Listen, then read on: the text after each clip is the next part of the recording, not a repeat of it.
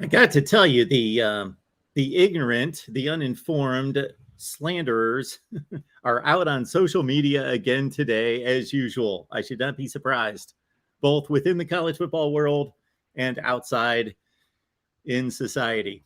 But we're here to talk college football right here at the Voice of College Football. Appreciate everybody being here. We've got about 45 on the line to start our show on a Monday, noon Eastern time. So this is 1 week, starting the week, 1 week prior to the first start of the game week, which would be week 0. So 1 week from today, we'll be looking at week 0 matchups, Nebraska, Northwestern, Hawaii, Vanderbilt. Boy, I love that matchup. For some reason, that just intrigues me. I just love it.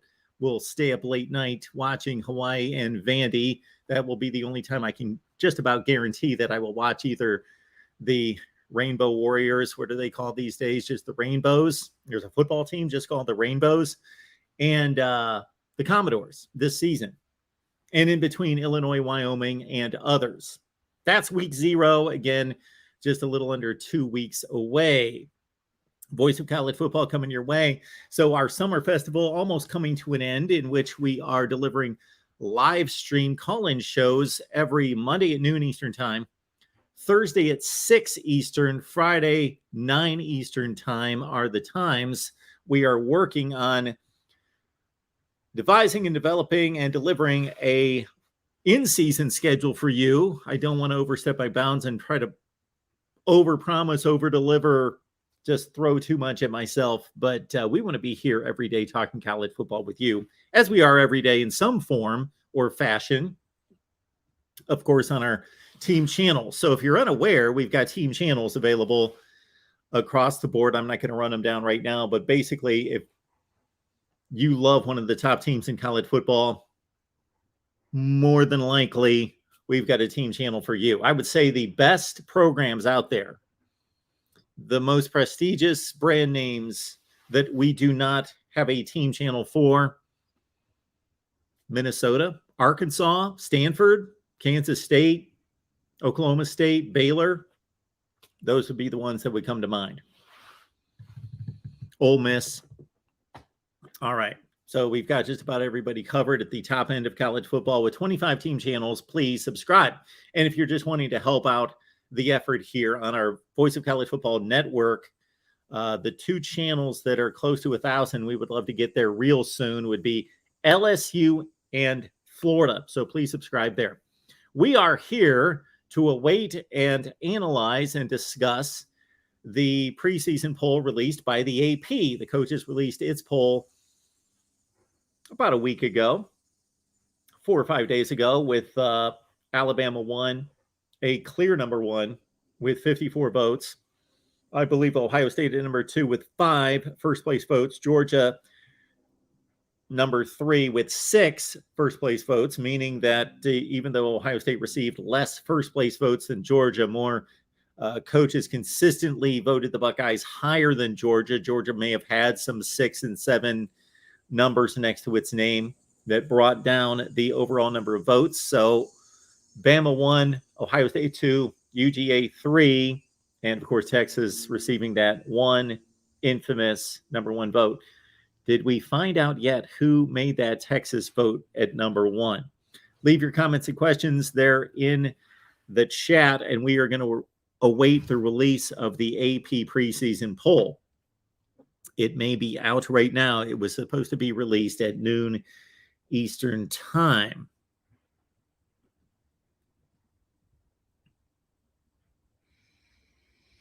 I do not see it released yet. People, let me know in the chat if you see it come down, and we will dive into the AP preseason top 25.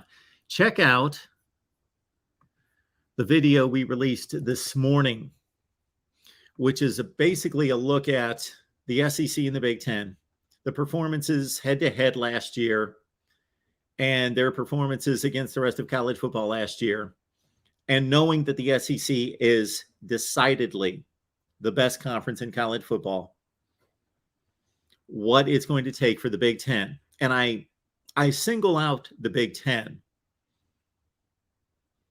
for obvious reasons. I don't think I need to go into an explanation of why the Big Ten is the best candidate to overtake the SEC.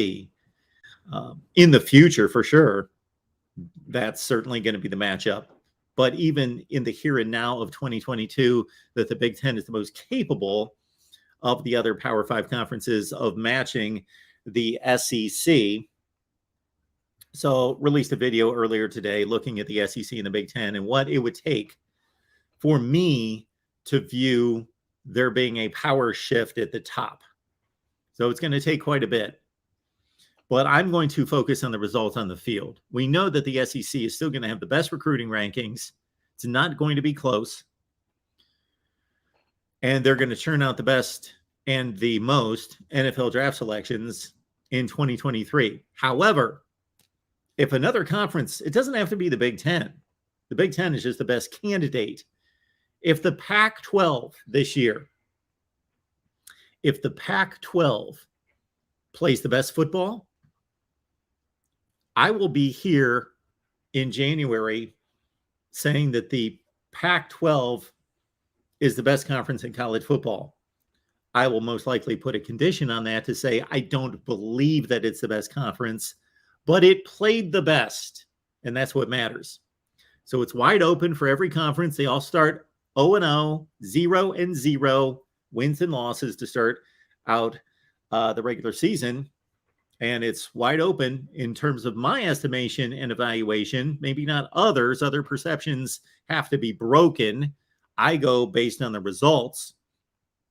So if Oregon goes out there and beats Georgia and Utah beats Florida, and then USC has a great season beating Notre Dame, and the Pac-12 wins out of conference games against the better teams in college football, and they don't have to win every one, but if they have the best results on the field, and then that carries into bowl play and into the college football playoff, then I will sit here and say that the Pac-12 is the best conference in college football based on the results. The Pac-12 could win every non-conference game. They could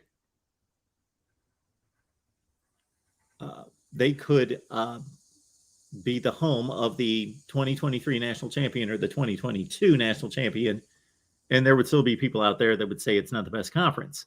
So I get that. There's perception there that you have to override, but we base it on the results. So anyway, that's far-flung. It's not going to happen. Just letting you know that the Big Ten's the best candidate. Probably not going to happen. We're probably going to be sitting here in January saying that the SEC is still the best conference, and it's based on the results on the field, the NFL draft selections, the recruiting rankings. You put it all together, the SEC's got it all covered, most likely. But check out the video. It's an interesting take, I believe, on the SEC and the Big Ten for 2022, as we still await the AP preseason top 25 poll. We do have a call coming in from it's our man Corey. Poll is out, Mark. Oh, is it? Poll is out. I just wanted to tell you real quick. Just have a moment. Okay. Without looking at it first, can you guess who has the most teams in the top 25? Well, I'm guessing that the SEC has Alabama, Georgia, Arkansas, Ole Miss, probably Kentucky, at least 5. The Big Ten would have maybe, let's say, Ohio State, Michigan, Iowa, Wisconsin, maybe Penn State. So there is one conference with more than anyone else. It's not a tie for the top. Well, let me rephrase my question. The SEC is in first place with 6. Okay. The Big Ten with just 4. Iowa and Penn State both out. Minnesota and Purdue also on the outside looking in. What's interesting, and this is really why I wanted to call in real quick. I didn't know if you were taking calls, so appreciate you punching me in here. But if you fast forward a year, the Big 12 actually has equally as many top 25 teams. The Big 12 preseason or the postseason? This is a preseason poll that was just released today. If we fast forward a year, in other words, future Big 12 members. Oh, okay. Does that make sense? Yes. So as of right, according to the poll that was just released, Oklahoma, Baylor, Oklahoma State, Houston, Cincinnati, and BYU are all ranked. So I just thought that was interesting. I'm not high on the Big 12, even with the adjustments, but the voters obviously are high on those 6 teams. So maybe the perception around that conference is a bit undervalued. Oh, I think it is. The conference has performed well in the postseason the last couple of seasons, and non-conference in season, okay. And Iowa, again, is out, so we'll talk about that tomorrow. That's all I wanted to call in and bring out real quick. I'll send you the link to the actual. I'll text it to you, Mark, in case you don't have it. Thank you. Appreciate it. Thanks, Corey. All right. So it is released, even though I did a Google search and could not find it. I do see it now on Bleacher Report.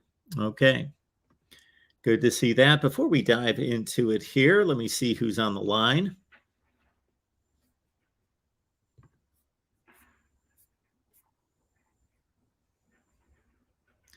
Got Mike and Ben and Cletus and Billy. Tukey G, good to see you. And I'm doing what everyone tells me I shouldn't do, and that's go back in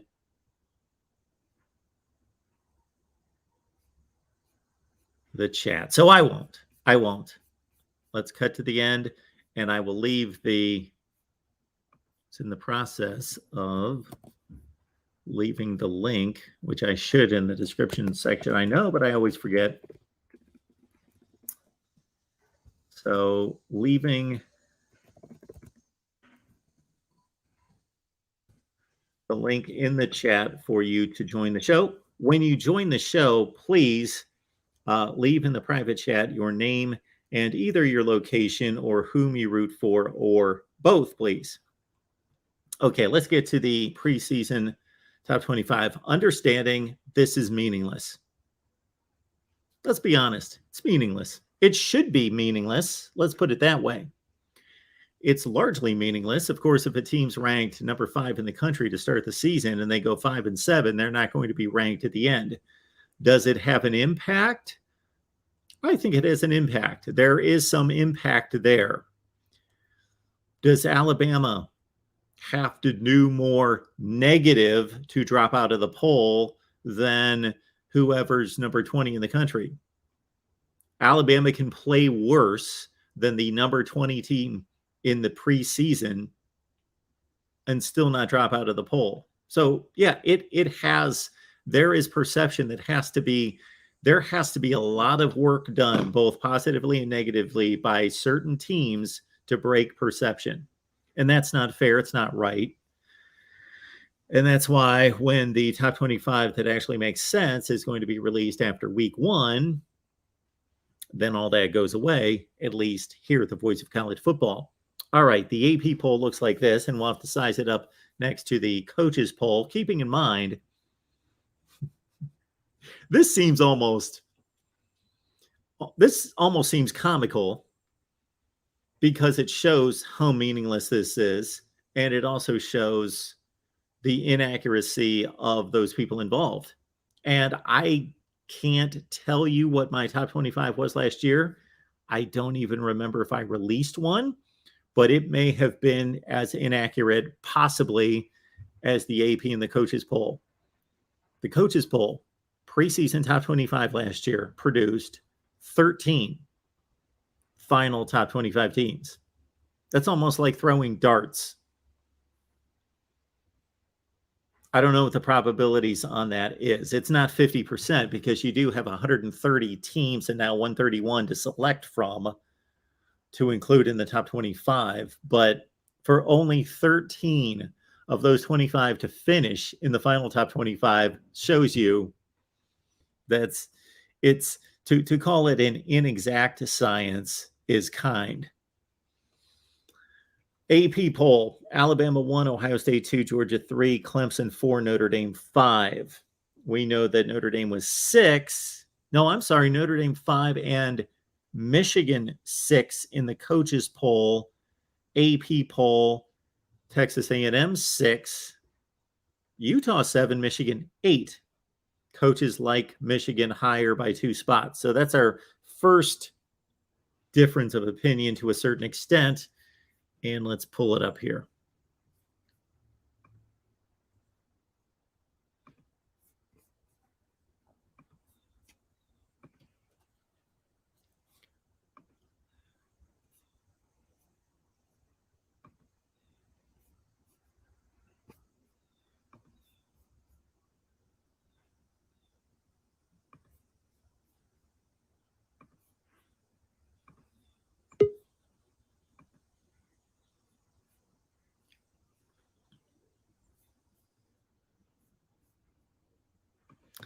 All right, we're going to have to deal with these annoying ads, but we will.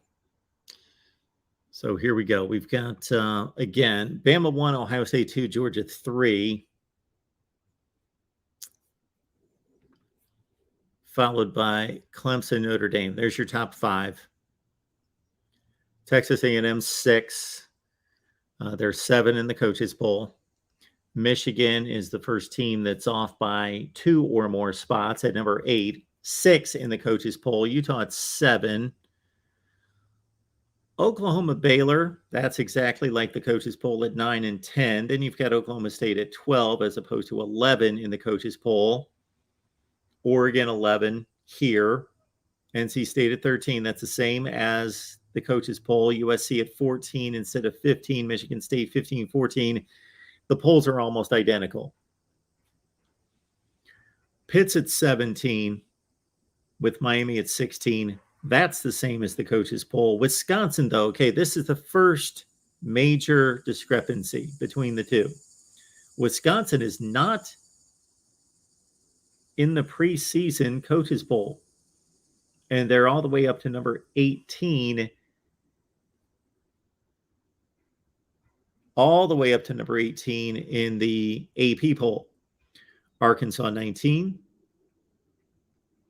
and the Hogs are 23, I believe, in the AP poll. There we see Kentucky. They're in the bottom 5 in both polls. Ole Miss at 21, Wake Forest at 22. Keep in mind that the Sam Hartman news came out after the coaches poll was released and prior to, of course, this poll. Therefore, that probably accounts for the 4-spot difference between Wake Forest, number 18 in the coaches poll, and here at number 22, Cincinnati, Houston, BYU.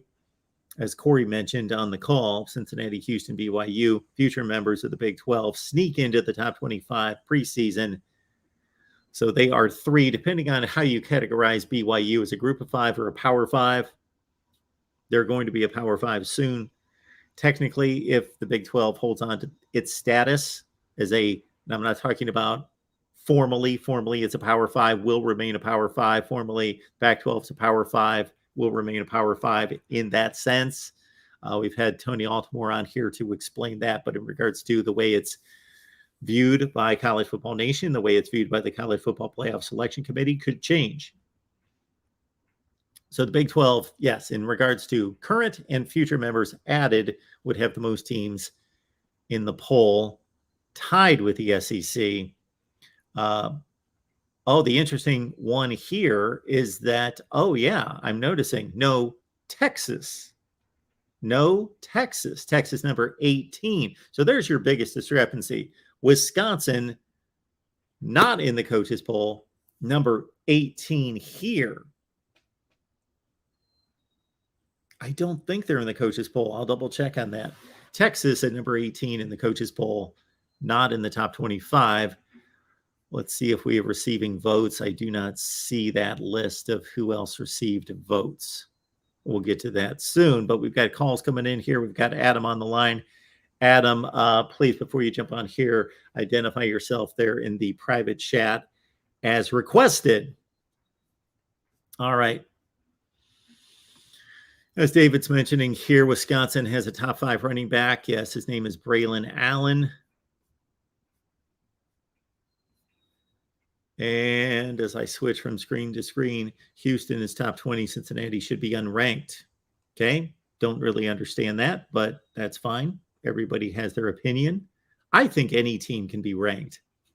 I think it doesn't really matter one way or the other who's ranked and who's not ranked, or your rationale for ranking teams until they play games. Once they play games, you better be able to confirm and back up and justify your selection of teams and rankings. But preseason, I don't care if Kansas is number one. If everybody wants to vote for Kansas number one, I would have no issue with that. I would say they're stupid. It's not going to happen, but I have no issue with that.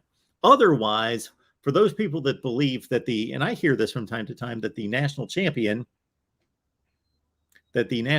from the previous season should be ranked number one because it's kind of like a heavyweight title, a boxing type of mentality, that they're number one and national champion until they get knocked off. Well, I don't see it that way, but I understand that line of thinking. But if you're going to do that, if you are going to transition from one season to the next by saying the national champion has earned the number one position to start the season next year, then why not just take the final rankings 1 through 25 from the final rankings the season before and bring them over, right? All right, let's get to Adam here at the Voice of College Football. Adam, how you doing? Oh, hey, Mark. Can you hear me clearly? Absolutely. How's it going today? Oh, I'm going good. I've been listening to your show about 2 years. This is first time calling in. I appreciate that. So I wanted to talk about Ole Miss's ranking. Now, I know a lot of people are high on Ole Miss right now, but I feel like they lost too much to the draft last year. I mean, they lost Matt Corral, they lost Sam Williams, and I'm thinking Dontario Drummond, did he get drafted as well? I believe so. I can't verify that. Well, I could on the internet, but I don't recall exactly, but I believe he did. And that Ole Miss defense, I felt like it was a lot of bend but don't break. Like, they'd get the stops on third down, but it would mostly be coming from Sam Williams or some of those linebackers getting sacks. But since all those guys are going to the NFL, I just don't see how they sustain it this year. Well, I would say that Ole Miss had a much better defensive showing last season than the year before. So I think as a program, though, that's trending up. Even without like all the talent that they had on defense? Well, so your point's well taken. So I get your point in regards to this particular team having issues and trying to replace NFL players, where Ole Miss is not accustomed to replacing NFL players much on defense. But I think that the program in general is in a much better place and continuing to recruit well. But most of those guys, of course, aren't going to be experienced nor have an impact on this season. So the 2022 Ole Miss NFL draft, yes, Sam Williams, defensive end.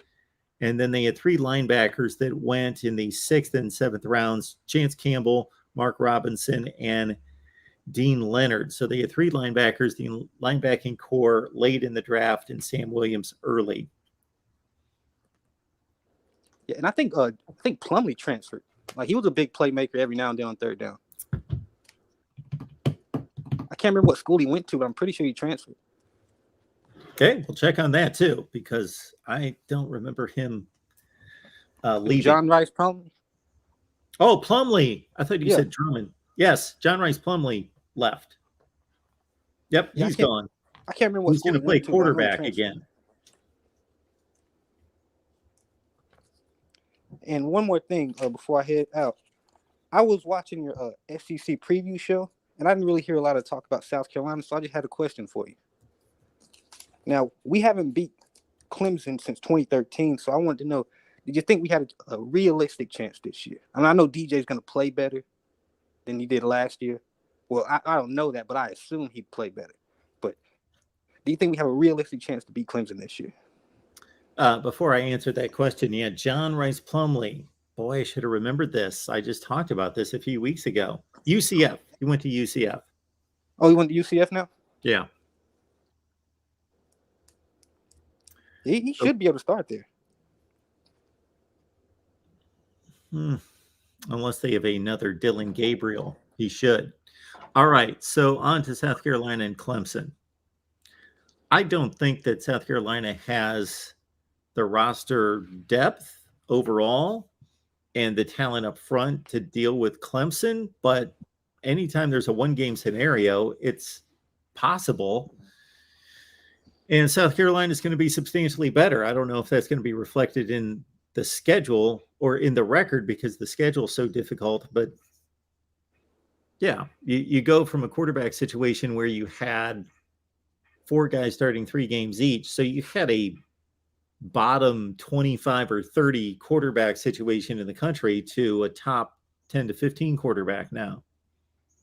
That's huge. Yeah, just one of my issues with that, though, is Clemson offense just wasn't looking good last year. And they pushed us around on the line of scrimmage, and they managed to find a way to score. Like, our guys couldn't get open. Yeah, so is your defensive front going to be better than it was last year? See, I know our playmakers are going to be better because, we got Jaheim Bell and Josh Vann. But defense, you had those guys last year. But I think they're going to be more polished coming into this year. Now, the defense, I'd hope they'd be more polished, but I'd have to see. I mean, we're going to Arkansas week 2, so I feel like we'll know at least by week 2 or 3, but then again, I still have to see it first. Oh, we all have to see it. We all have to see it with teams like South Carolina, with teams like Tennessee, with teams that improved a great deal last year, but still were shaky teams with glaring weaknesses like Tennessee had on the defensive side of the ball and like South Carolina had in the trenches and in depth. Yeah, we have to see it. Well, thank you for your call, Mark. Hey, thank you so much for calling. We appreciate it. Thank you.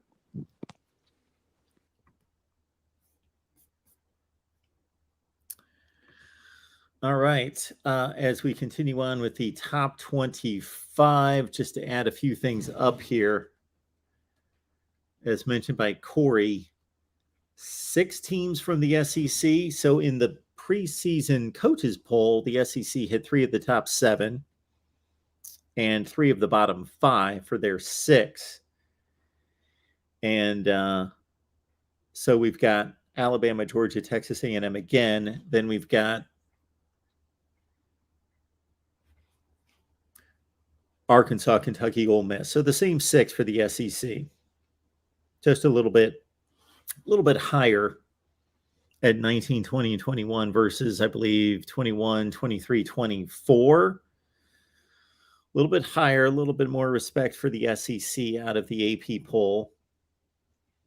And again, the big discrepancies are Wisconsin and Texas. Those are the enormous discrepancy between the 2 polls. Otherwise, Michigan from 6 to 8. The top 5 are exactly the same. And I've not found the number of votes yet. That should be coming up here. Here we go. So to review the coaches poll, Bama with 54 first place votes, Ohio State 5, Georgia 6, and of course Texas with 1. Almost exact. Bama 54, Ohio State 6, Georgia 3. So that's a total of 63 votes. Bama dominates with 54. And I think it's justified. Ohio State has a lot to prove on defense. And actually, the offense has something to prove against quality defenses. It did not perform great against Penn State. It was okay against Penn State. It was okay against Nebraska. Nebraska did not have a great defense, had a decent defense that held teams in check. When you look at Nebraska's point totals given up on defense, it was really respectable last year.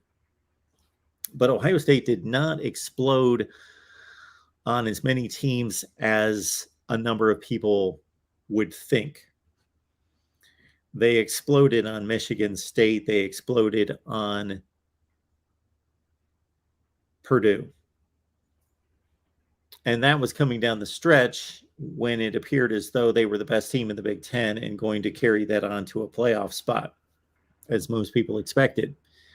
Now against Oregon, they put up huge yardage figures, but only 28 points. That was C.J. Stroud's second start. There has to be some consideration given there. And of course, the Michigan game, Michigan held the ball and ran the ball So Ohio State's offense was pretty productive in that game, but could only get its hands on the ball for so much of the time. So Alabama is the surest thing in college football. Overall, of course. But I mean, specifically to this season, I believe Alabama is going to have the Georgia defense of 2021, not statistically as dominant, but Alabama is now going to have the best defense in the country, I believe. Georgia's still going to have a top 3 to 5 defense, and Clemson's going to be right there. Those are 3 that I know on the defensive side of the ball. A step below that, I'm confident in Oklahoma State and Baylor. Wisconsin, Minnesota should have a strong top 10 to 15 defense. They bring back 7 starters from a defense that ranked in the top 5 to 10 in the nation in most categories. It's a bit surprising that despite giving up some points, that Pitt's defense last season was extremely strong and brings back 6 All-ACC selections for a defense that was near the top of the nation in rush defense, turnovers caused, sacks, third down defense. The lines are open here. The voice of college football. Please give us a call here to talk AP Top 25 or whatever else is on your mind.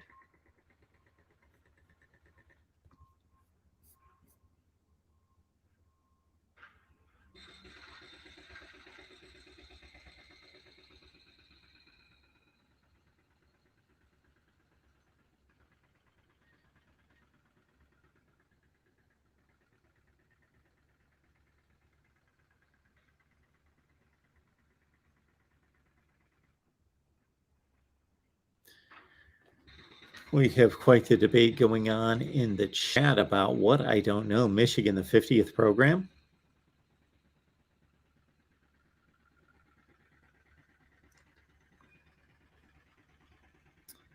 I don't know where Michigan would be number 4 in the country. I've not seen that.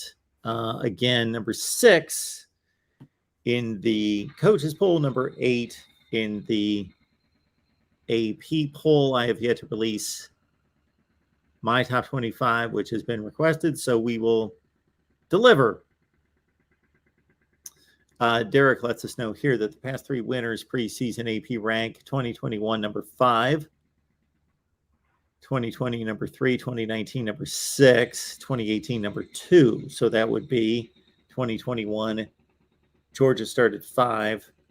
2020, Bama started 3, LSU number 6 and 19, and 2018, Clemson at number 2.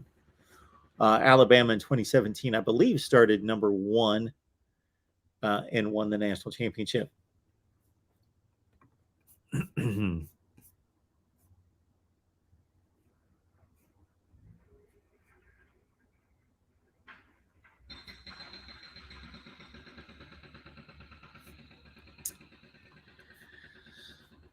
Sharice would love to see Ohio State and Alabama in the Natty. I think there's a faction of fans out there that even though most of them hate one or the other, or maybe both, there's a cachet to those 2 teams getting together that's unlike any in college football. Georgia's, as of right this second, still, in my eyes, better than Ohio State, and it has to be proven to me that Ohio State's better than Georgia. But as it stands right now, the 2 best programs and the 2 best teams in college football are both in the SEC.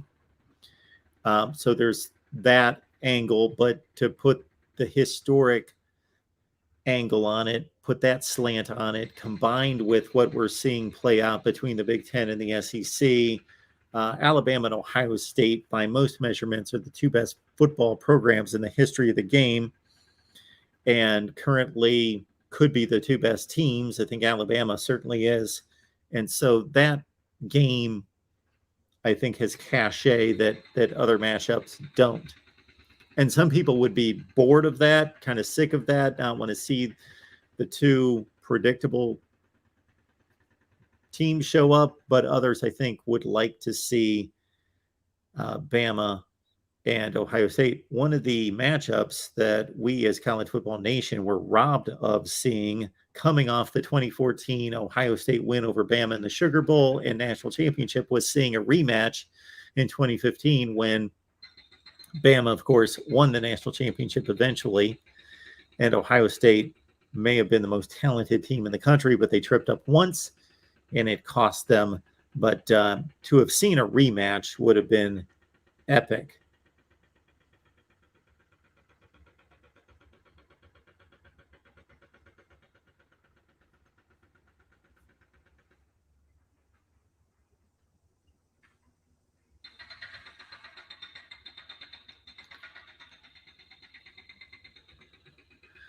Our buddy Chris is saying that West Virginia is the 50th best program in the history of college football.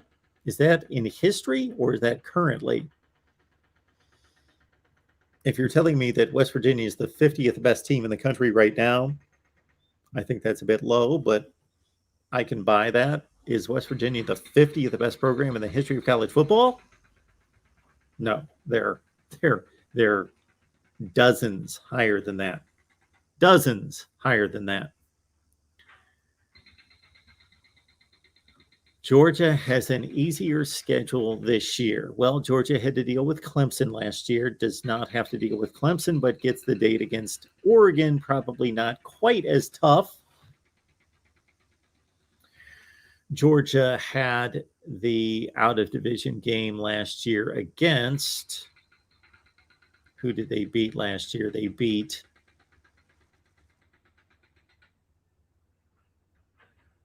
Arkansas. They played Arkansas. This year, they've got Mississippi State. And, of course, they've got Auburn. I'd say that it's slightly easier for Georgia this year. Sean is asking if Texas can beat Alabama week 2. Well, Texas has had 2 personnel losses just in the last 3 days that could be difficult to deal with. So Texas lost Ajay Hall, probably its second most talented receiver, not necessarily a guy that's been productive at the college level, but one of the top 50 recruits in the country 2 years ago who caught 4 or 5 passes for Bama last year and transferred. He most likely is going to miss the game. We don't know what his legal status is right now. And then Texas also had an injury from their pass rush specialist, Alfred Collins, I believe. I saw this morning. Yes. Came down yesterday. Alfred Collins out 4 to 6 weeks with injury. So you've got an edge rusher missing for Texas. He would look to be a key player. Texas at home, week 2 against Alabama. So Quinn Ewers, who will probably win the starting job, will have 1 game to prep for Bama. 1 game against an inferior opponent. Who? Louisiana Monroe? Somebody like that. I'll give Texas a 10 to 15% shot of winning that game.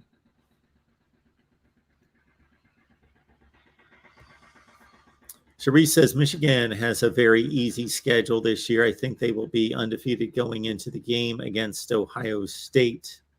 They certainly could be. Lisa excited about the Michigan game this year, but Ohio State may have concerns regarding their cornerbacks, linebackers, and offensive line that I'm hoping can get resolved and won't impact. Well, hopefully, if you're an Ohio State fan, the Buckeyes do not have issues in all 3 of those areas. But, Lisa, to your point, those are not 3 areas that are locked down certainties.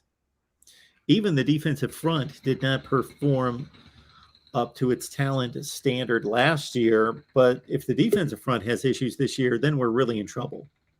If the defense up front for Ohio State has issues, then we will see most likely a repeat of 2021 where Ohio State's still going to score a zillion points, still going to out-talent just about everybody, but it's going to be a disappointing 10-2 kind of year for Ohio State if The offensive line gets beat up, maybe suffer some injuries because the backups are a drop off in terms of talent and obviously experience.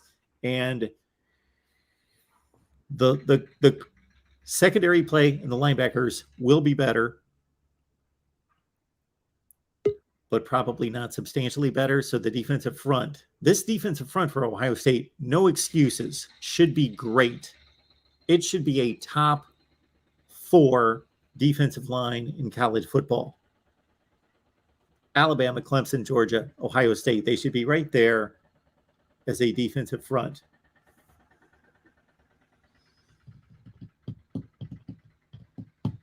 We should see an Ohio State defensive front that wreaks havoc.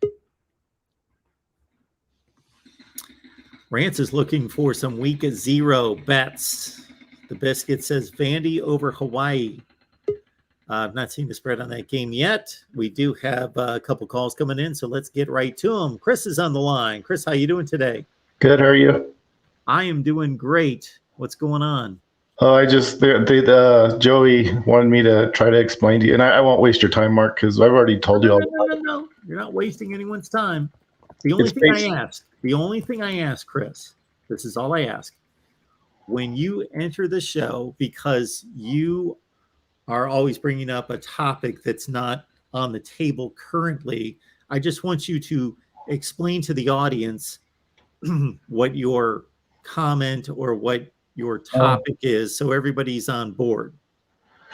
Well, I guess the argument, I don't really like arguing. That's the other thing. I wish it wasn't an argument. I would think, I mean, maybe I don't deserve it, but I would think that I know enough to where if I put something out there, and I've been wrong a lot, so I guess maybe that's part of the reason why people don't trust it. But I'm not just throwing stuff out there to say, well, West Virginia's 50th, and that's a lie, big lie I'm telling. I mean, that's where they are. I mean, what's it based on? It's based on what I did was I already told you this, I went to the source that I think has good information, and I did what I think is the right calculation, and they finished 50th. I mean, I don't know what else to tell you. And yeah, that's an all-time. So that includes every season up to now. So what would you guess if we looked up West Virginia's all-time winning percentage? What would you guess? I would guess. No idea, but he said it was 60%. I think I put what their. I guess it's not really a winning percentage is what I'm putting out there, but it's pretty close. It's what they would be if they were playing all P5 programs. It's kind of the same thing, but it's kind of not. And how do I calculate it? I think I take the winning percentage against P5 programs, and then I add the winning percentage against G5 programs, and then I calculate them a little bit differently, and then I put them together in a composite, and it spits out the right result is what it does. But I'm not putting them at 50th place. That's where they are. That's not because of me. Hang on, Chris. Hang on. We understand that. I know that you don't have a vendetta against West Virginia. No. So I'm looking at Winsipedia and the list of all-time winning percentages. Okay. West Virginia, I was off by a few spots, but right there. So this is against the FCS as well. So you're just taking into account. I don't think I'll be honest. I don't think I include any FCS wins. No, that's what I'm saying. Yeah. Yeah. That you don't. But this is an all-time winning percentage with all games. Well, no, I'm not trying to take credit away from West Virginia. If they've won 60% of their games, more power to them. But that's not what I'm calculating. I'm calculating I'm basically taking what I think are I'm not even really doing it. What it is I'm going to mcube.net, and they have it already kind of sorted out for me. And so all I'm really doing is I'm taking their data, and then I'm using a formula that I know about that I think gives a reliable result, and they just finished 50th. That's all. It's not because I have anything against West Virginia. I am just clarifying that if we all just if we start with winning percentage, yeah, West Virginia is number 27 all time. Well, that's pretty good. Yeah. Let's also consider that Georgia Southern, App State, Coastal Carolina are ahead of them, and nobody would consider those three to be ahead of West Virginia because they don't play the level of football. No. So I would put West Virginia just based on winning percentage. They would be number 24. Okay. Well, just winning percentage. Now, that's not everything. No. Just Like I say, I'm not trying to diminish anything. Are you there? I do think that winning percentage is the most important Yeah. statistic. Well, I'm kind of what I'm doing, and it's like maybe I shouldn't be doing it if it's making people mad. But what I'm doing is I guess I'm like taking what they did and then I'm kind of making my own assessment of it. And after I get done doing the assessment, I don't know where they're going to land until I do it. And they finished 50th. I mean, that's just where they were. I mean, it's not because I think they should be 50th. That's just where they were. Do this for me, Christopher. If you've got this information in front of you. Oh, I don't have it in front of me. Name the 10 programs that are just directly in front of West Virginia. The only one I remember, I don't have it right in front of me, Mark, but Louisville would have been right behind them. So that's one that you could consider. Louisville, I think, finished just right behind them, like real close. Is one. Louisville.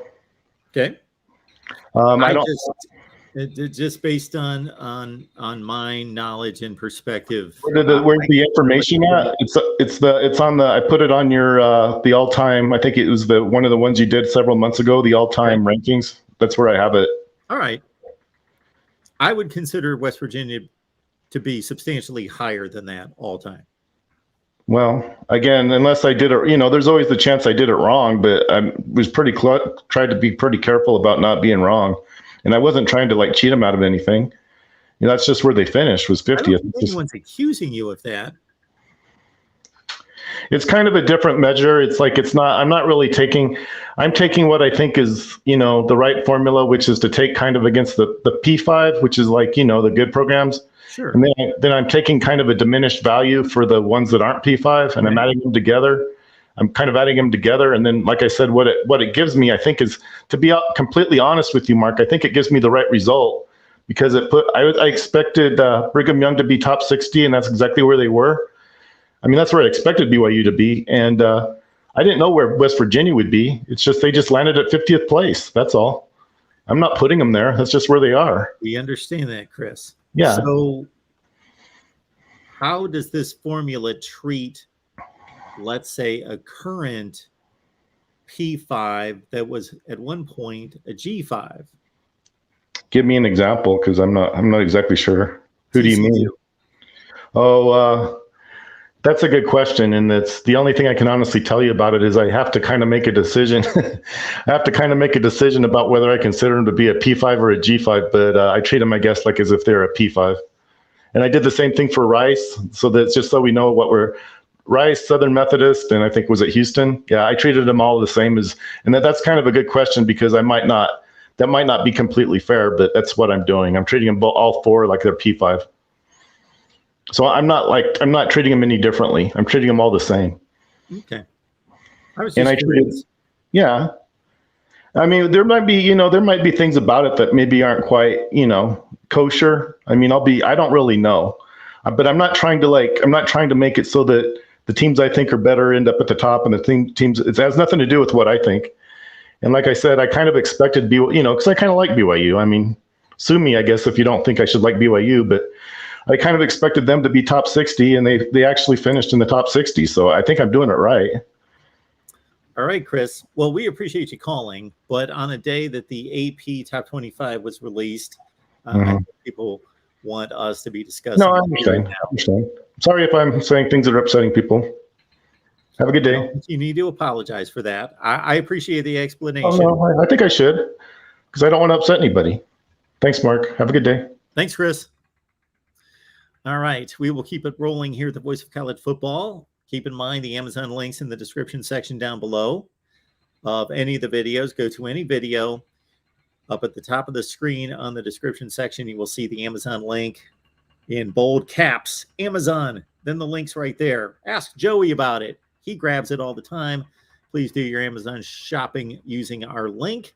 Also, we're looking for writers. We've got some exciting stuff in store for you on voiceofcollegefootball.com. And if you would like to write for us, you have that potential. You'll be in contact with me if you go to write for us at the top of the screen at voiceofcollegefootball.com. And other than that, hey, Discord. Get on the Discord. We had somebody join this morning, whomever that is. If you're listening right now, I will get you the link as soon as we get done with this live stream So we've got about 65 on Discord/Patreon. You get my picks. And beyond that, you've got a live chat working all the time on Discord. All right. It says boiler up on the screen. Good segue to our next call. Michael, how you doing today? Good, Mark, and yourself? I'm great. What's going on? Now, it's 4 days until high school football starts here in Indiana. But, hey, I got a question. What is the deal with Wisconsin and Michigan State and stuff like that? Now, why are they getting so much pub? And Purdue's barely making it into, like, the receiving votes and stuff. I mean, what is it? I mean, are these people literally blind, or are they not going past performances before last season? Yes, they're lazy. They are lazy. Wisconsin is a bigger name than Purdue. Iowa has a bigger name than Purdue. And therefore, there's more trust in those two programs to deliver 8-4, 9-3, maybe even 10-2 just about every year. Mm-hmm. And yeah, I mean, granted, like during Coach Schiller's era, it was good and stuff like that. But I still think they was done in 2017, 2018. But had they not been injury prone and COVID hit in 2019, 2020, do you think they'll still be like that? Because I think they would have been a lot better than where they finished. Yes, so that was 2-5, 2-4. What was their record in 2020? 2-4, and there was a couple games they should have won. Sure, yeah, I remember it well. How is Purdue going to run the football this year? That's my key concern, but I got a feeling hopefully it'll be a lot better and stuff like that than it has been in the past and stuff. But, I mean, like, that's the issue. Yeah, I know he wants to throw the ball around, but, I mean, like, you got to, like, balance it out eventually. And hopefully they can do that with Dylan Downing and also King Drew. Michael, so in the next 10 days to 2 weeks, I'm going to be releasing my 1 through 130 rankings, which of course includes top 25, but I'm going to rank them all 1 through 130. I'm going to release all my predictions. And I got to say that the Big Ten Western Division is one that I have not figured out. So you have to try to be unbiased, try to take off your boiler hard hat, and you got concerns about the running game. How about the wide receiver play that's going to replace Wright and Bell? Oh, that's going to be good because they're picking up where they left off. They got Sheffield coming back. They got Thompson. He's getting close and stuff like that. They got Zion Septo, and they got a couple others off the top of my head I'm not thinking about. Going to be there and stuff like that. The thing is, everybody thinks defense is going to be if you guys want to, I know it's just pregame, but if you want to see how the defense dominated and how they're dominating so far in camp, you're going to be pretty impressed with the defense. Did you check out last night's Penn State live stream? Yes, I did. I did comment. I was in there, and I did comment quite a bit in there, too. I can't wait for that game. I think that's going to be a heck of a game. Mm-hmm. Yeah, the two guys did a good job and stuff like that. I can see where they're coming from about Penn State, but Penn State has their own issues and stuff, I think. And you wonder how the hell, I mean, if they can get to Clifford early and stuff, you wonder how that's going to get affecting them. And they also said something about their running game and stuff, too, and their defense. I actually misspoke there. Milton Wright, of course, is back. I was thinking of Jackson. When did he come back? Because he's academically ineligible. He's not even with the team. Okay, so we're losing Bell, Wright, and Anthrop off of the receiving core.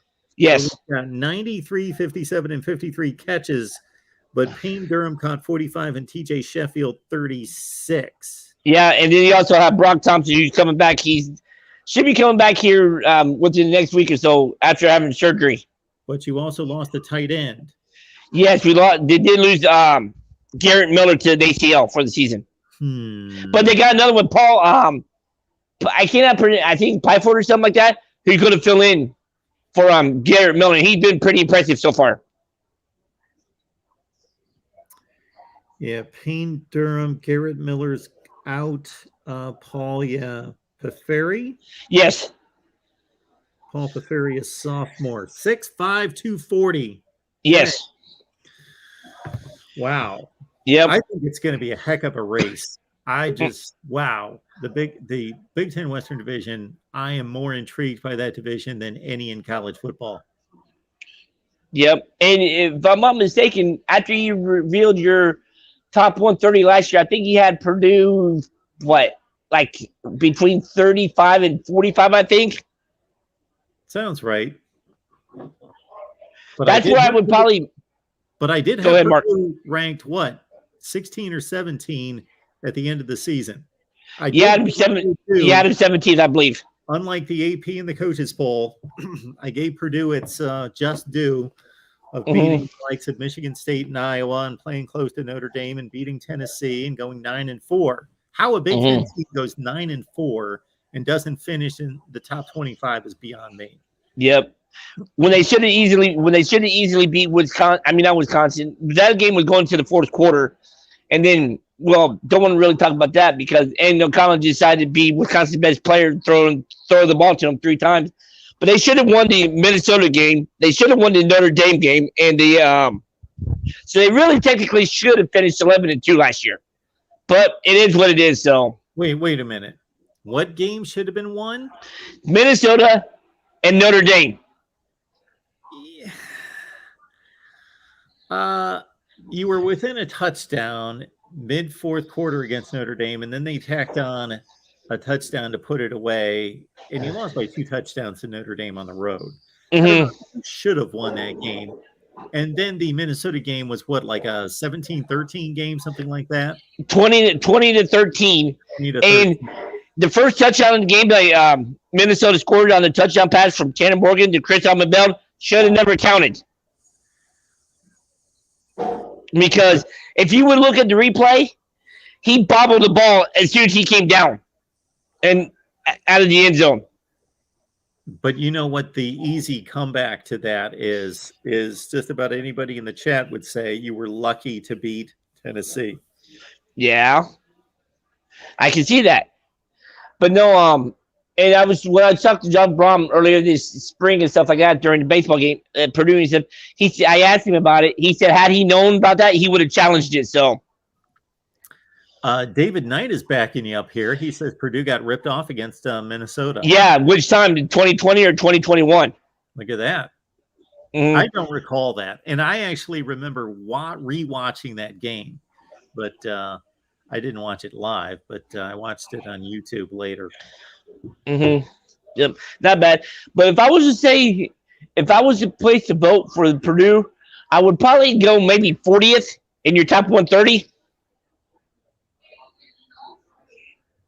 Where are you going to put Purdue? I would probably have them 40th. 40th.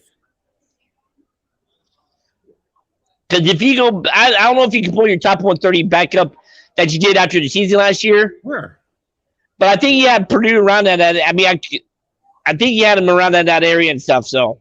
Well, I was ranking programs. Okay. Those were program rankings. All right. Purdue. Anyway, I'm not going to get into it now because we had all sorts of rankings out there. But obviously, I ranked the teams for 2021, but I ranked the programs, and then I did a way too early preseason rankings. So anyway, we got to pull all that together, and we'll get it out here in the next week to 10 days. Anything else, Michael? Now, just have a great rest of your Monday, and hope those guys that I DM'd you come through for you if you got in touch with them. All right, Michael. Appreciate that. All right. Take care, Mark. See ya. Let's keep it moving here at the Voice of College Football. We got pretty much the governor of West Virginia on the line here, Mr. Joey Foster. Hey, Mark. How you doing, buddy? I'm doing just fine. Is there anybody in West Virginia you don't know? Probably not too many. No, probably not too many. Well, I don't know them. They know me pretty well, I guess, but I don't know all of them. But so I will start out by saying 17 days, 6 hours, 21 minutes, and 54 seconds to the backyard brawl. That's awesome. So, you know, the AP poll's out, and once again, they've got it completely wrong, I think. I mean, I don't understand where they get these numbers from. You know, I agree with the top 3, Alabama, Ohio State, and Georgia. But then they put Baylor all the way down to 10. And Baylor won the Big 12 last year and didn't really lose anybody. I mean, Clemson Their did best not win the running back ACC. did. Well, okay, but Right, Clemson 1,600 yards. didn't win the ACC, and they've got them fourth, and then put Notre Dame fifth. I just think Baylor needs to be higher and put Oklahoma ahead of Baylor. I don't believe that at all. I mean, Oklahoma's got a completely new coaching staff. Lost a lot of transfers to USC and South Carolina, both USCs, I guess. So I just think Baylor needs to be up higher. I don't agree with that at all. And then they've got Oklahoma State 12. I don't agree with that one either. But this too Baylor high, too being low? 10th. Oh, I think that's too high. I think Oklahoma State should be probably around 17. And I think Pitt lost a lot of their production between the quarterback and that wide receiver left for USC, Jordan Addison. So I wouldn't even have Pittsburgh in 17. I would have them probably about 23. Well, what is the difference between Baylor and Oklahoma State coming back? They were almost an identical team last year. They're almost exactly the same. Well, Oklahoma State just lost a little bit more. They lost some stuff on the line and on defense, so that's why. But Baylor's had a really good defense last year, and they're returning that defense. So I just think that Baylor is going to be a lot better team than people think. And Utah is going to be better too than 7th, but I think 7th for Utah right now is probably okay. Although I don't agree with Notre Dame being ahead of Utah. I think that's just political. I would put Utah ahead of Notre Dame. I would have Notre Dame in my top 10. I would have Clemson definitely in the top 10 and Texas A&M as well. But I just think that Baylor needs to be up there more than ranked 10th. And Oklahoma needs to be until the coaching staff gets in place. I just think Oklahoma should be down around 17th or 18th. I realize they've got a lot of talent. They're just going to reload. But still, when you're putting in a new coaching staff and a new scheme and a new philosophy, a new culture, I just don't see them taking off year one. Do you?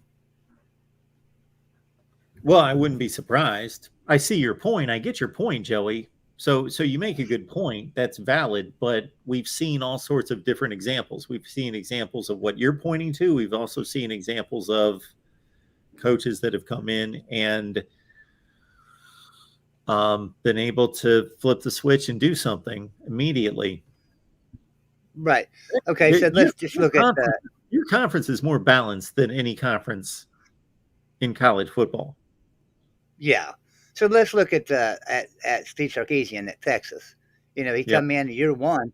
All right, so he takes over for Tom Herman, who didn't have a bad year, really, in 2020. He didn't have a bad year in 2019. Nope. He didn't have a bad year in 2018. No, he had a really good year. They won the Sugar Bowl, finished in the top 10. Right, they probably shouldn't have fired him. But they fired him and bring in Steve Sarkisian. And what's he do last year? Because it's the first year. You're putting in a new coach, putting a new philosophy, and all the talent they had at Texas, he couldn't muster up. He loses 6 games in a row at the end of the season. So, including the losses to Kansas. I just think that when you change coaches and you're bringing in a whole different style of coach, and you know this, Brett Venables is a whole different style of coach than Lincoln Riley. So you're bringing a whole different style. It would be different if they'd have brought in, I don't know, Dana Holgorsen, because then you would have pretty much the same offensive minds of Lincoln Riley and Dana Holgorsen. So maybe they wouldn't change a lot. But you're bringing in a defensive-minded coach. Again, Joey, I completely understand your line of thinking, and you came up with some great examples, and I could come up with more. But I could also come up with examples of new coaches that came in and improved the situation with a whole new coaching staff. Mario Cristobal at Oregon, Jim Harbaugh at Michigan. They came in and improved the program immediately. Okay, so let me ask you this. Mario Cristobal at Oregon did that. Is the AP poll giving him any respect for Miami, putting him at 16th if he's able to turn the program around that quick? Sure, Miami's got a lot of talent. They went 7-5 last year. Miami's not finished ranked in 5 years. All I'm saying is so he turned Oregon around year one. Could he turn Miami around year one? I think so too. I think so. But Yeah. he's not getting the respect in the polls, putting him at 16th. I think he should be probably 10th with their talent and with the team, with the players they brought in the transfer portal. Because they've hit the transfer portal pretty hard, and they've got some really good players. Well, I'm just saying. You know, if you're going to say, well, you got a coach that can turn programs around quickly, and Mario, and he did that. Then okay, now, I'm not saying 16 is not respectable at all. I want to phrase this correctly. Mario Cristobal didn't turn Oregon around. They were better. He made them better. They weren't a disaster or anything like that. They were good under Willie Taggart. They were okay, and he made them better. 7-5 is not really a disaster. It's just better. They'll be better. That's what Oregon was under Mario Cristobal, or under Willie Taggart. They were 7-5 the year before, and then he took over and they went to the Rose Bowl. He made them better. So if he makes Miami better, they're going to be higher than 16th end of the year, I'm sure. But anyway, we all know that polls don't really matter one bit right now. Nope. You know, they don't mean a thing. But I just don't think that, like I say, Baylor being ranked 10th, I just don't understand that at all. And then putting Clemson and Notre Dame 4th and 5th, I'm okay. I'm okay with Clemson being up there, but I just think Baylor's better than Clemson. And you know, that's just how I feel. If Clemson played Baylor in week 1, neutral site, Baylor would win. Baylor would win. I think I'm taking Clemson. It'd be nice if they play at a bowl at the end of the year. I think it would be a great game. I'd love to see you. I'd love to see you in some West Virginia attire when you lose that bet, because Baylor would beat Clemson. Now, let me say this though. All right, so last year we were all on this big bus about Iowa State, how good they were going to be because they had such a great year. Matt Campbell's the greatest coach of all time, and then he falls apart last year, and so does Iowa State. Same thing could happen to Baylor this year. They went 7-5, and they lost every game close. Yeah. Okay, so the same thing could happen to Baylor this year, but same thing could happen to Clemson too. But Baylor, you know, if you told me right now either Baylor or Clemson is going to go 7-5, I would automatically say that's Baylor. It's not Clemson. Yeah, well, I would too, because Dabo Swinney's proven. Yeah, but you know, Baylor don't have no slouch for a coach either. So I think that both coaches are proven. I just think Baylor is a lot better than they're getting credit for. Well, number 10 in the country isn't too shabby. No, it's not. I just don't agree with that. I especially don't agree with putting Oklahoma ahead of Baylor. That's what got me the most. Especially since that's just going by tradition. It's been quite a long time, Joey, since Baylor was good 2 consecutive years. Yeah, 2012, 2013, 2014, in that range. Yeah. 14, 15. But, you know, Matt Rule built them up. 2012, they went 9-3, I believe. Yeah, and 13 and 14 and 15, they were really good. They were really good for that entire run. Right. Yeah. And then the scandal. You know, the 14 team went to the Cotton Bowl and played Michigan State. So they were one of the best teams in the country, and of course almost made the playoff. And then 15, they trampled North Carolina in a bowl game and finished, I think, like 10-3, 11-3. So yeah, they were really good under Art Briles, of course. I agree with what Corey said, that we're splitting hairs at 10. You know, with Oklahoma and Baylor, we're splitting hairs. But I just, like I say, I would have Oklahoma down to probably about 15, 16 right now, and have Baylor up there a little bit further than they are. And I don't know about Michigan. Did Michigan lose a lot to put them down to 8 after making the playoffs last year? Well, it depends who you talk to, Joey. If you talk to me, yes. If you talk to our buddy Steve Dace at Michigan Podcast, he says no. But they lost the number one. Well, He turned out to be a top 5 pick in the NFL draft at defensive end. They lost his running mate, who had 11 sacks on the other end, David Ajabo, so 2 first-round draft picks. And then Dax Hill, safety, who was another first-round draft pick, one of the most versatile defensive backs in the country, and they lost their 1,000-yard rusher who scored almost 20 touchdowns. So they did lose a lot. But does Steve just think they reloaded? Steve thinks they reloaded, he thinks or what? they reloaded, and he thinks they're actually better based on talent rankings. But I don't think they can replace that pass rush. They had arguably, outside of Alabama, the 2 best pass rushing. They had the best pass rushing duo in the country outside of Alabama. And that's a big impact on the game. I have to give him credit because last year we had him as a guest on Golden Blue Dude, and he said that, Jim Harbaugh was on the hot seat, but that he felt like Michigan would make the playoffs. And he was right. They made the playoffs. So he could be right here, but I just don't. I'm like you. They lost a lot, so probably 8th is probably about right for Michigan. So. Yeah. All right, man. Well, I'll let you go and get to another call. Bad. Thanks, Joey. All right. Thanks, man. We'll talk soon. Okay. Bye. All right. Yes. 8th in the country is nothing. If you're 8th in the country in the Big Ten, then you just went 10-2 and probably 11-2 with a bowl win. All right. Yes. They also lost their leading tackler, Josh Ross. Thanks, College Football Addict. J-Dub's on the line to talk some college football with us. J-Dub. Good afternoon, Mark. I think Baylor, don't they have a trip to Provo week 2? Yes. Okay. And they've got to come to Ames week 4. And Iowa State gave them a pretty good run last year. Iowa State lost 4 games last year on the last play of the game. Yeah, that's what I said. Including a game to West Virginia, in which there were 2 or 3 calls. And I don't normally like to point to officiating calls, but there were a couple of real head scratchers in Morgantown that went against them. And I look for Iowa State to really put a pounding on West Virginia when they come to Ames again this year.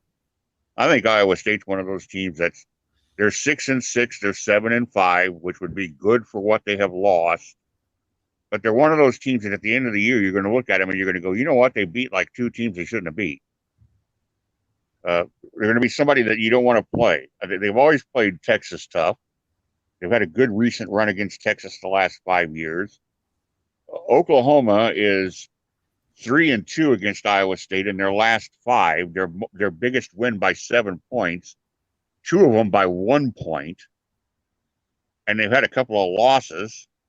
I watched Spencer Rattler come completely undone at Jack Trice and lose his mind on the sidelines and get beat 37-31. I think the final score was. Yep. So, I mean, Iowa State's not going to light, they're not going to light any fires. They're not going to lead any parades. They're just somebody that, would you rather not have them on your schedule and have somebody else? Yeah. Because there's going to be that 1 or 2 times a year where you're just like, I wish I didn't have to deal with them right now. Yeah. I think we're on the same page where, yes, did Iowa State have a disappointing season last year? Yes, they did, because they were coming off a top 10 finish and a Fiesta Bowl win, and they had all that senior talent coming back at all those positions we could run through, and people were expecting big things. Now, I was a little bit more conservative in my approach. I went either 8-4 or 9-3, and them not getting to a Big 12 championship game, but I expected a little bit more out of them. But to your point, yeah, 7-5 was a disappointment. But if you look at every game, they were right there. It's not like they imploded and were getting blown out by 4 touchdowns. And that bowl game against Clemson, they lost by 1 score.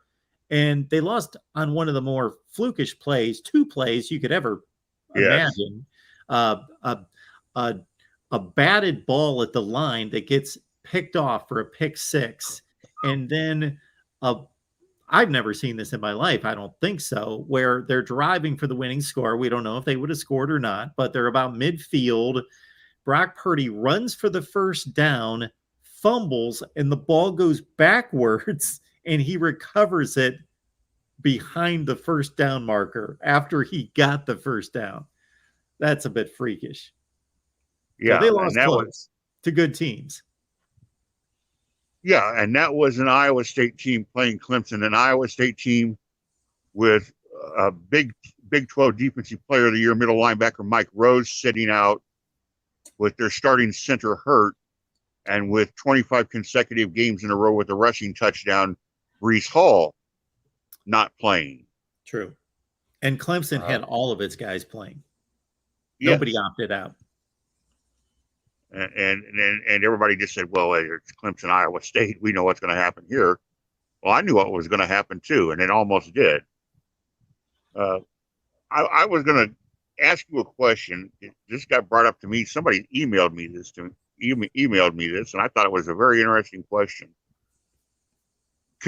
If you consider, let's just say, because I think the margin is razor thin. Let's say Iowa. Let's say Ohio State and Alabama are 1A and 1A. I mean, they're right there. Okay. And I'm going to grant you a 25% improvement for the Ohio State defense across the board. Yeah. And I'm also going to grant Alabama a 25% improvement on their offensive line. Oh. Who now has the edge? Yeah, you sealed it for me with that second statement. Alabama is going to be so good defensively, and we know that they're going to be good offensively. And you correct me if I'm wrong, if I'm missing a year, but that was the worst Alabama offensive line performance since they got good again under Saban in 2008. I would agree with that. I don't remember them ever not being able to run them. Their rushing statistics, as you will know, against the likes of LSU and Auburn and Florida were atrocious. They couldn't run the ball. They were almost, against LSU, it was almost non-existent. It was just, people were really dogging the tide. How can you only run for, 40 yards or whatever it was? Yeah. But the trick was, how do you run for those few yards and still win the game? Mm-hmm. That's what was being overlooked. Everybody was talking about all the close calls they had. Well, okay, and Saban's and I understand why he draws heat. I get it. I completely understand. And, he made the comment about the rebuilding and everybody jumped on that. What he was referring to is that he lost 8 of the first 38 players in the NFL draft. Mm-hmm. He lost the 3 Heisman candidates in Mac Jones, Jalen Watt, or Devontae Smith, and Najee Harris. He lost what could have been a first-round draft pick in Landon Dickerson at center if he hadn't have gotten hurt towards the end of the year. He lost all that, and then yet he still managed to find himself 5 minutes away from a natty. So, I mean, they weren't a bad team, but were they his 2012 team? Were they his 2015 team? His 2020 team? Not by any stretch. Absolutely. Yeah, Brian Robinson had 13 carries for 18 yards against LSU, and against Auburn, yeah, they ran for 1.9 per carry. Yeah, I've not seen that. I don't remember who's stymied them running the football. I can't remember too many. I'm sure a few of those Auburn losses, those defensive fronts played well against Bama. But besides that, I can't think of anyone. So if they're 25% better along the offensive line, we saw their offensive line play the best game of the year, of course, in the SEC championship game. And they put up 41-34 on offense against the best defense in the country. So they're the best team. Well, I just, but that means everybody's going to give them their best every week. So it's not, it's no fait accompli. I mean, you've got to, when you're at that level, as Georgia's going to find out, you're going to draw everybody's maximum effort. When you're that guy, everybody wants to get you, even a little extra. And it's hard to stay there. And you look at all the success Saban's had. 11 and 12 were back to back, and 16 could have been a trifecta, but natty off, natty off, natty off. That's how it's been. It's, unlike the NFL, one of the great things that I love so much about college is you're not really playing with the same team. I mean, one year to the next year, these aren't the same teams. I mean, LSU 2020 was not LSU 2019. The players change. You're talking about 18, 19-year-old kids. Their motivations change a little bit. You had 2020, you had a lot of kids from Alabama who, now I know the COVID and all that, but you had a lot of kids who came back because they felt like they had failed in 2019. And rather than go in the draft, they were on a mission, and then in 2020, did they get a little complacent a little bit? Who knows? Maybe some of the kids that were still around did. Will Anderson said they got complacent. I mean, it happens. That's why I'm impressed. I don't care who it is. I don't care if it's, I don't care if it's Michigan State. I don't care if it's Stanford. I mean, if you can go back to back, that's, you look at the history of the sport, that's super, super impressive. Mm-hmm. It's so much harder at the college level than it is at the pros. Absolutely, J-Dub. Anything Mark, else on your mind? Thanks for having me in, everybody. You know the drill. The Amazon link, the thumbs up. That's what we do. And don't forget to share.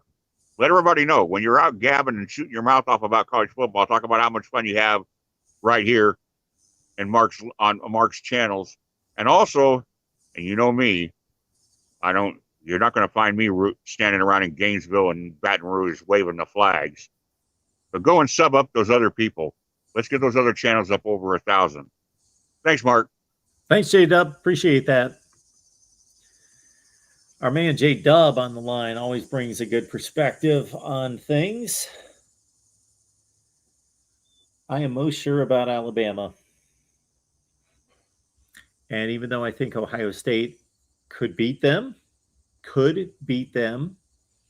and Ohio State could turn out to be a better team than Georgia, I am still more sure about Georgia than Ohio State.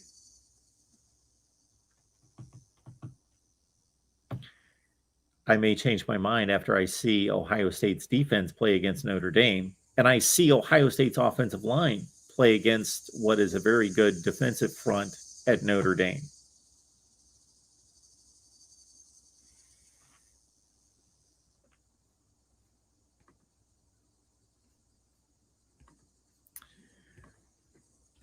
I will leave the link in the chat again here. So you can give me a call here at the Voice of College Football with, again, the AP Preseason Top 25 release. Keep in mind that, let's check out, as we noted in the Coaches Poll, only 13 of the 25 finished ranked. See how that stacks up for the AP.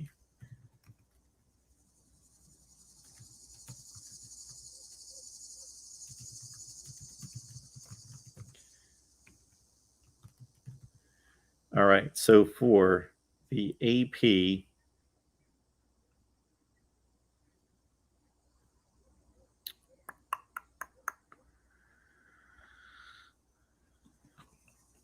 (2021).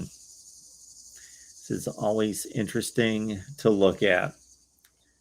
Alabama was preseason 1, Oklahoma 2, Clemson, Ohio State, Georgia, Texas A&M, Iowa State out, didn't finish in the top 25. Cincinnati at 8, Notre Dame 9, North Carolina 10. There's 2 teams didn't make it.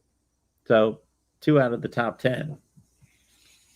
Oregon 11, Wisconsin 12, Wisconsin did not technically. They didn't finish in the top 25 in the nation, but I don't consider that to be a big miss by the AP voters because Wisconsin finished 9-4. They could have been in the final top 25, but technically they missed. Florida at 13, missed. Miami at 14, missed. USC at 15, missed. LSU at 16, missed. Indiana 2-10, 0-9 in the Big Ten, missed. Iowa 18, finished in the top 25. Penn State at 19, 7-6, missed. Washington at 20, 4-8, missed. Texas at 21, 5-7, missed. Coastal Carolina. Okay, there's another consideration to be made. Preseason 22, they went 11-2, but they did miss the final rankings. Louisiana, Utah, and Arizona State miss. So the AP voters did one worse than the coaches poll. So we're here talking about the AP preseason top 25 and understand that out of the preseason top 25 last year, 13, more than half of them, did not finish ranked. Shoot, the entire teens didn't finish ranked. North Carolina 10, Wisconsin 12, Florida 13, Miami 14, USC 15, LSU 16, Indiana 17, Penn State 19, Washington 20, Texas 21, Coastal Carolina 22, Arizona State 25. Paxton trusts the coaches poll more. Why? I don't know. I don't know that it's been proven through the years that it's any more accurate. It was more accurate by one team this past year. And what I find funny is, and Tyler, we will answer your question here in a second and throw it out there for everyone else. What I find funny is that we need to understand that most of the coaches don't vote. It's the coaches poll. But the coaches hand the ballot to the sports information director or an assistant coach or whomever to fill it out. And probably with some certain instructions. For example, I should probably not name a coach or a team, but I will. I'm going to make it really odd. So I'll make it obvious. I'll make it, out of somebody that's not even, that's completely off the radar. Kansas, Lance Leopold may hand that to the sports information director and say, don't rank Kansas State, rank us 23rd, and include as many teams in the Big 12 as possible.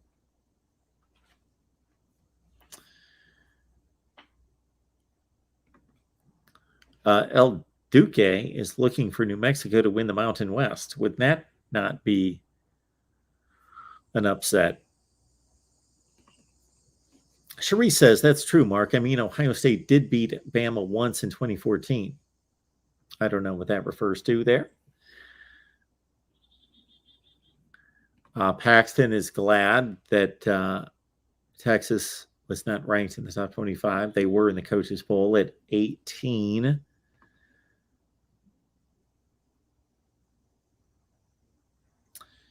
So Tyler asked, thanks, Lemansky. Appreciate you. Yes, once they start to play, you can trust my poll, my rankings. It's not a poll because I don't poll anyone. It's just my rankings. This would be funny. Okay, to real MVP. We're playing a game here. Can you tell me the 13 teams that will not be ranked at the end of the upcoming season? So this seems ridiculous. I think if anybody would look at the AP poll, preseason poll, none of us can think of the 13 that won't. But the same thing happened last year. If we would have looked at this the day it was released last year, and any of us would have been asked, most likely, who's not going to finish ranked, who is preseason ranked, we would have all named 3 or 4 teams, not 13. So, to the real MVP's point here, if you look at the poll, let's look at it here. If I can find it. What did I do with it?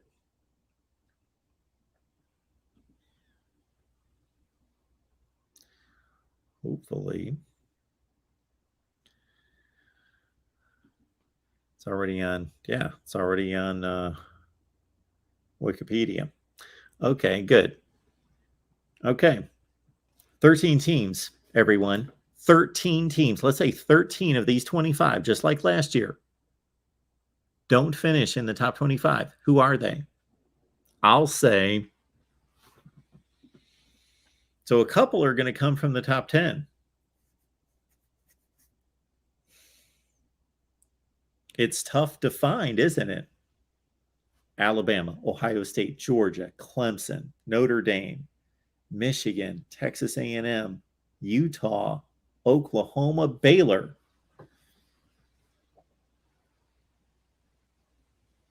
I think most of you are thinking the same thing I am. They're all going to finish ranked. The odds say that they're not. I bet if we go to every preseason top 25 poll and look at the top 10, 90% of the time, somebody from the preseason top 10 didn't finish ranked. So who's not going to finish ranked out of the top 10 teams in the country? My first choice would be, does Texas A&M lose to Miami and Alabama? And let's say a South Carolina and Ole Miss and Mississippi, do they go 7-5? Maybe win a bowl game and go 8-5, but still not finish ranked.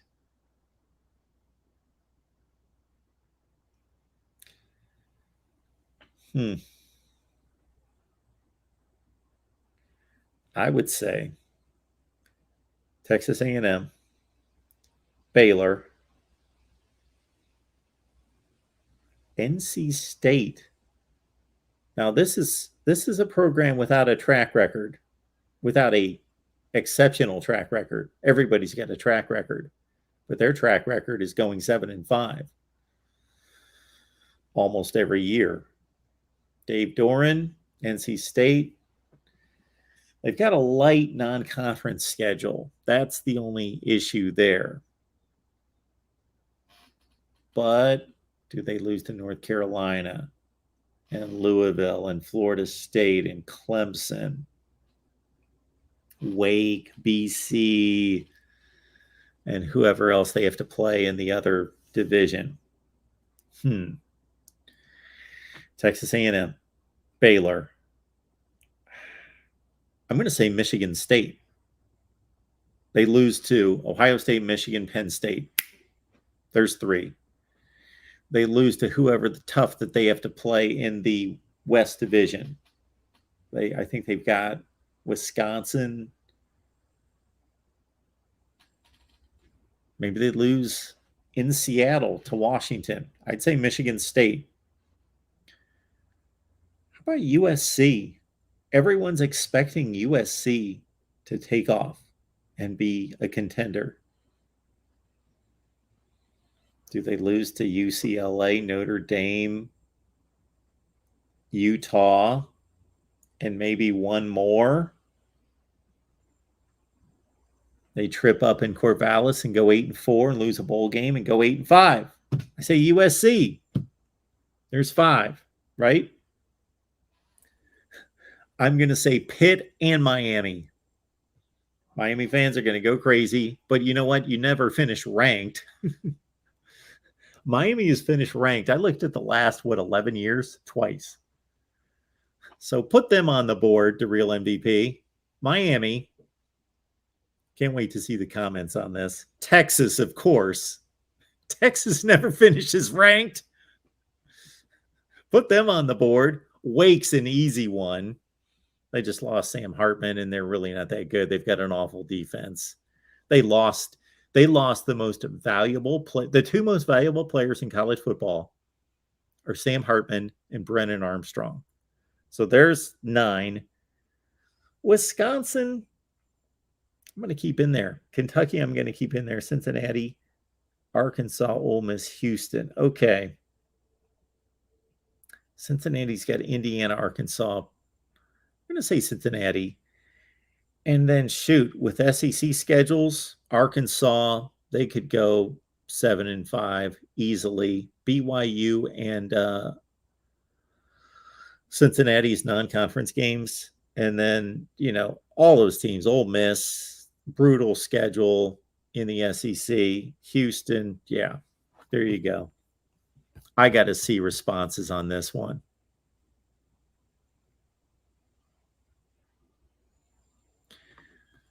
Lemansky, we're going to talk to Kevin McGuffey, our Kentucky guy, about the Mark Stoops, John Calipari thing tomorrow. Maybe we should do that live.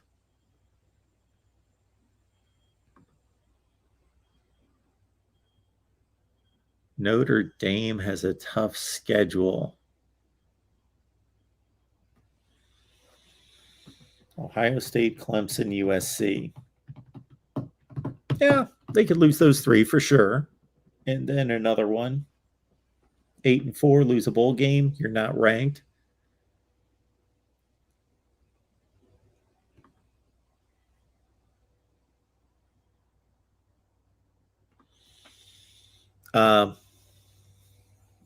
Waliki, Penn State could easily finish. They could easily finish in the top 10. Well, I don't think it's going to be easy for them to finish in the top 10. They got a lot of work to do. It's going to be a struggle to finish in the top 10, but could they finish in the top 10? Absolutely. I think Penn State, and half the SEC is on this. Are they going to elevate, or they're going to just sit there at 7-5? Penn State could shoot up.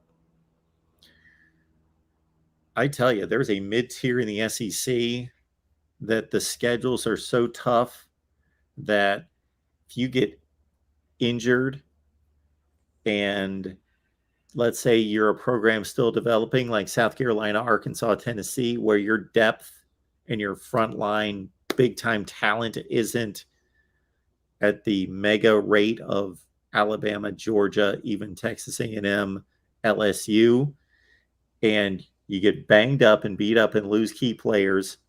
You lose close games. You play really well early in the season, but lose close games.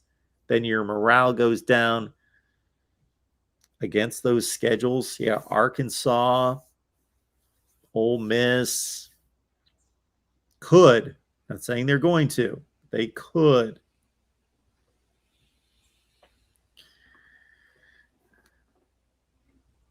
Leaky believes that Oklahoma could finish outside of the top 25. Well, almost any of them could. But Oklahoma. Now, the safest are the top 3. And then even Clemson. If Clemson played the same type football that they did last year, they barely beat Syracuse. They barely beat Boston College. They barely beat Georgia Tech. They barely beat Iowa State. They barely beat Florida State. If Clemson doesn't fix the offense, meaning the quarterback position, the offensive line, and the wide receivers, they could go 7-5. Chicken likes Nebraska to finish inside the top 25. The big major keys there for Nebraska. The big positives for Nebraska are, number one, they added a really good offensive coordinator in Mark Whipple. Number two, they hired a special teams coordinator, which Scott Frost, ding, hire a special teams coordinator. Thank you. They upgraded at quarterback with Casey Thompson. They got a couple pass rushers, O'Shawn Mathis in particular. They picked up one of the best wide receiver coaches in the country. Can't think of his name, from LSU. And their schedule. They replace Ohio State and Michigan State with Rutgers and Maryland, or Rutgers and Indiana.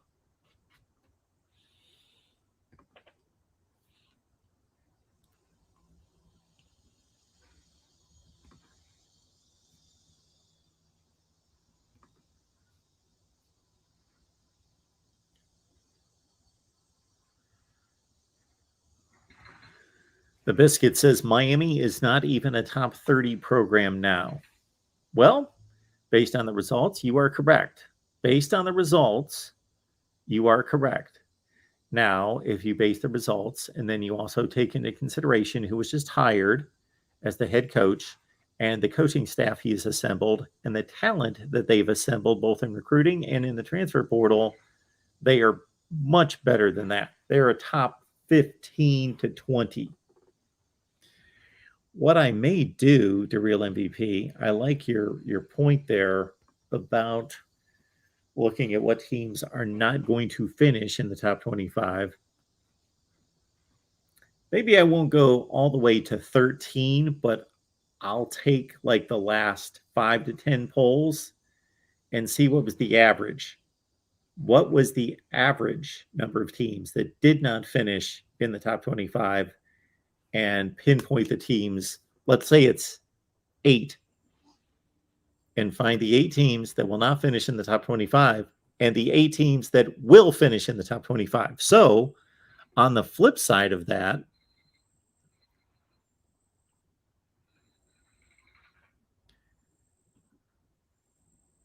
here's the final top 25 AP. Georgia, Alabama, Michigan, number 3, did not start in the top 25. Cincinnati, 4, Baylor, 5. Baylor! So 2 of the top 5 teams in the country last year did not start in the top 25. Ohio State, Oklahoma State, Notre Dame, Michigan State did not start in the top 25. They finished number 9 in the AP. Oklahoma, Ole Miss. I'd have to look. Did they start in the top 25? Ole Miss. I would have guessed they did. They did not. So there's 4 of the top 11 did not start in the top 25. Utah, Pitt, Clemson, Wake. So there's 6 of the top 15. Louisiana, Houston. Boom, there's another one. Did not start ranked, finished 17th. Kentucky, BYU, that's 9 of the top 19, did not start ranked. NC State did not start ranked last year, finished 20th. So that's 10 of the top 20. Arkansas, 21. Oregon, Iowa. Yeah, they were ranked preseason. Utah State, San Diego State. There's the 13 that did not finish or did not start top 25, finished top 25. 13.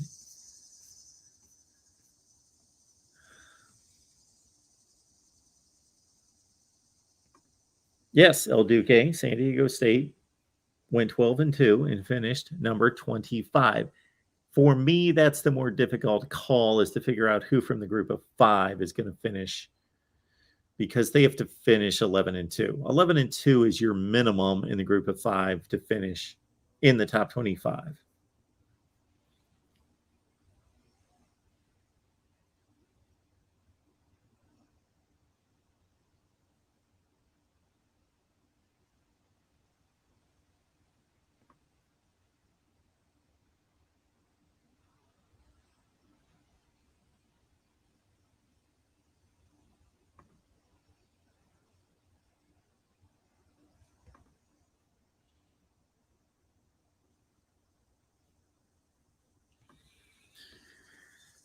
J-Dub is telling us NFL snaps, offense and defense on the 21 season. NFL snaps. Okay, Bama 35,000, LSU 27,000, Ohio State 26, Georgia 18, Clemson 18.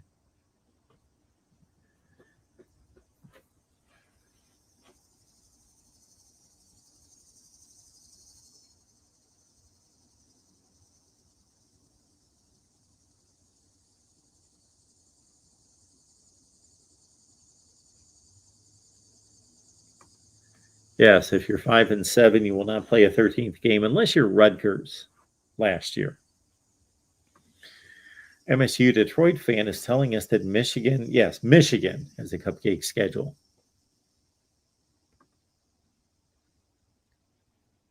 Lemansky, Mark, I looked up the Gopher time of possession in 21 out of respect for PJ Fleck, old 3 yards and a cloud of dust.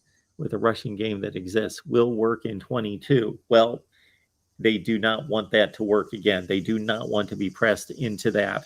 So the offensive line's not going to be as good. And they only Minnesota threw less passes. I believe the number was 257 pass attempts last year than any team in the country not named Army, Navy, or Air Force. They're not going to do that this year. They only averaged about 145 yards passing per game.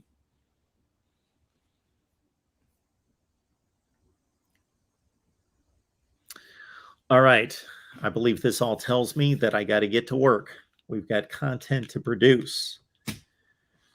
That might be one right there. That's an interesting one right there. We'll get that one out soon. All right. My top 1 through 130 rankings coming in the next 10 days to 2 weeks. Of course, sometime before the season hits with predictions included. And we will bring you plenty of previews as well. Right here at the Voice of College Football. Next live stream is Tuesday at 4 Eastern, 1 Pacific. USC live, then Iowa at 5:30 Eastern, Nebraska at 7.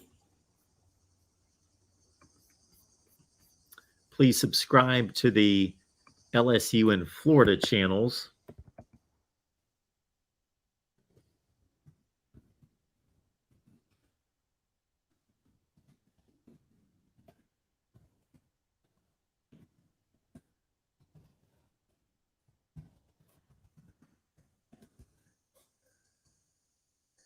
There you go. Tuesday's live shows. USC at 4 Eastern, Iowa 5:30 Eastern, Nebraska at 7 Eastern as well. All right, folks. Appreciate you being here at the Voice of College Football. Good crowd today. Glad to have you. Please lock in for more college football content that we will deliver here soon to get you amped up and ready and hyped up and prepared for the 22 season and our 24-hour marathon coming up in just 2 weeks. 2 weeks? No, we've got week 0 in 2 weeks. It must be I'm losing track. Whatever is leading into week 1 right here at the Voice of College Football. We'll see you on Tuesday.